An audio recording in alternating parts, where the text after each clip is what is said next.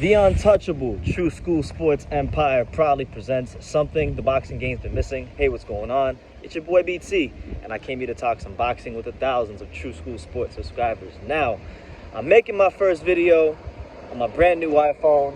I have had an iPhone in almost a year, and I'm so happy about the fact that I finally got an iPhone again, because now I can walk around South Florida and I can make these videos, and you guys can have cool scenes behind you. Sometimes, right now we're in North Miami in my neighborhood, but sometimes you might catch me on South Beach. Sometimes you might catch me in Dania Beach, Fort Lauderdale, Boca Raton, West Palm. I go all over. I'm international, baby. And yeah, it's just good to have an iPhone back, because I know a lot of times the quality and sound is an issue on the channel. So this is gonna be a big step towards that. So yeah, really happy about it. But in this video, listen, I wanted to say something that's going to sound crazy to a lot of boxing fans, but I believe could be proven to be true later on in the future. Now, to kind of backtrack and to give you guys a history lesson, I was the guy who in early 2019, I made the video titled Teofimo Lopez was the man to beat Lomachenko. And this was like much before he even fought an eliminator. This is before he even beat Comey for the title. And when I made that video, people said, BT, you're crazy. You don't know what you're talking about. Lomachenko's gonna do this, he's gonna do that. So I'm the guy that told you guys that. I'm the guy that's documented on YouTube telling you guys that before it ever happened. I'm not someone that said it on a Facebook group. I'm not someone that, said it, after he beat Comey.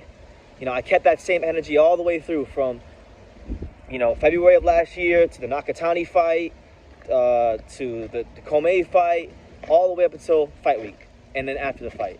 I kept that same energy, so keep that in mind when I tell you this. Now, I say that to say this. I was recently watching a video on my main man, Mini Max Boxing channel. Go check out and go subscribe to my little bro in the YTBC, one of South Florida's very own, just like me. Mini Max Boxing, putting out great content at a very young age, very well spoken, articulate, knowledgeable about the sport. He's someone that should be getting a lot more attention than he's getting, in my opinion. And, hopefully he can get a subscriber or two off of what I just said. But listen, he made a video about Nayoa the Monster, Inoue, and, basically the video was titled, I think it was titled, Is Nayoa Inoue Unbeatable? And he was basically talking about, who around Inouye's weight classes can beat him, because right now as it stands, he's pretty much damn near conquered Bantamweight. He won the World Boxing Super Series. He beat Donaire, he's beaten Maloney, he's beaten Emmanuel Rodriguez. He's probably gonna have maybe one fight max at Bantamweight, and you would think if the stars align, maybe he goes and he gets that Casemiro fight. But if he can't get the Casemiro fight, in my opinion, then there really is no reason for him to stay at 118. He should just move up to 122, pursue greener pastures, and try to become a world champion in another weight class. So when I look at the super bantamweight weight class and look at the guys that I think could possibly beat Inoue, and I'm gonna crown this man the man to beat Nayoa Inoue, and you guys are gonna think I'm crazy, but I'll tell you why. I believe around 118 and 122, the guy who has the best chance to beat, dethrone, and hand the monster Inoue his first loss of his boxing career is WBO champion at 122, Angelo Leo, Mayweather Promotions. Now this kid Angelo Leo, let's talk about Angelo. Let's talk about his style and how it can mesh well with monster Inoue in the ring. First of all, this is a kid Angelo Leo that if you followed his career, he's been getting better on a fight-by-fight basis. If you go back to his fights like Neil John Tabano, I mean, the guy he was in that fight, the guy he was even before that when he fought Sharon Carter, is much different to the guy that fought Cesar Juarez, or when he finally beat Tremaine Williams for the title. And people aren't giving him the credit he deserves for the Tremaine Williams win, because Tremaine Williams was a fighter that, he had to fight on short notice, a speedy southpaw with good amateur pedigree. He's someone that easily could have made Angelo Leo come unstuck and really given him a big problem had he not been on his P's and Q's and focused on the ring. So I thought that was a good win. He won it in dominant fashion. And in my opinion, when the smoke clears at 122, I think he's got a chance to be the guy left standing. But why does True School Sports, BT, the untouchable True School Sports Empire, why do I think that Angelo can beat a guy like Inoue, it's very simple. If you watch his fights, all right?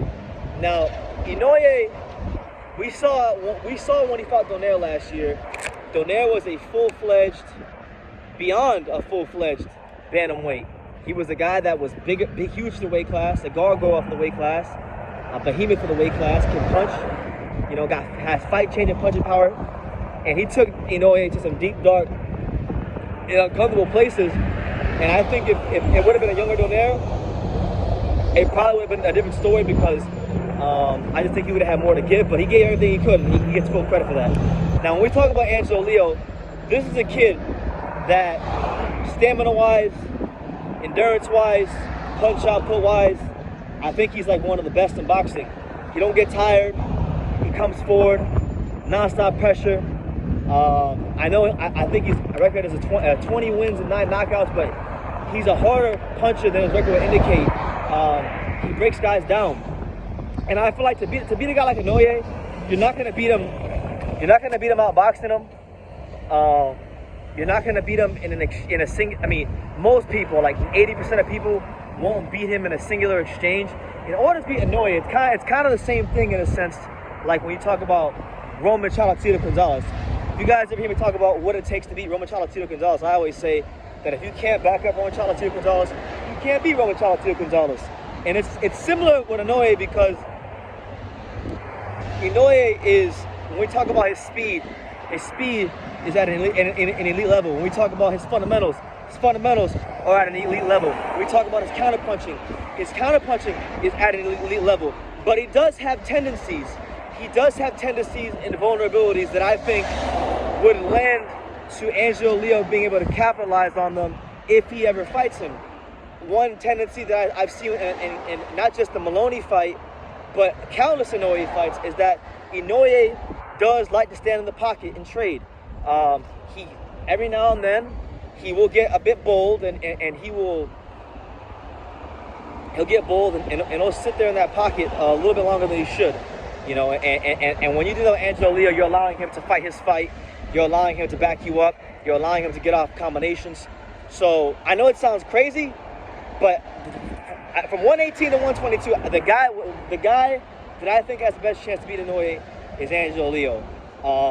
Also because he's someone that has the style and has the attributes to own the back half of the fight.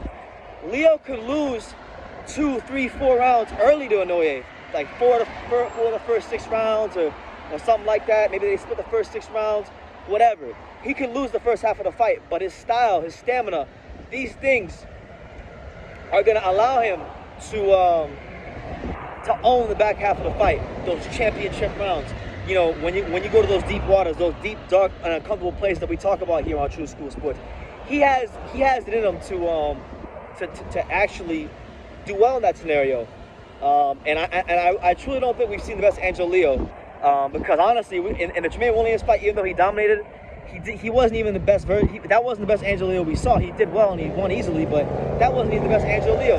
The best Angelo Leo that I've seen so far in his career was the fight just before that, when he fought Cesar Rocky Juarez. If you want to know what the best Angelo Leo looks like so far in the ring, go to that fight and go watch. That was a guy that got better as the fight went on. He was more dangerous as the fight progressed. And the scary part is, what people don't know about Angelo is Angelo can box. Angelo can actually box. But in order for him to box, you're going to have to make him dig into that toolbox and show those tools, like with many other fantastic fighters in boxing.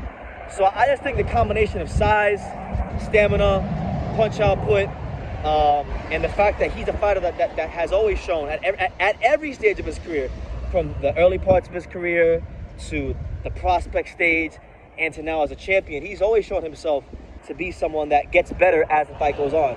And that's the kind of fighter that's going to give Inoue problems. The kind of fighters that give Inoue problems aren't going to be the Casemiros of the world.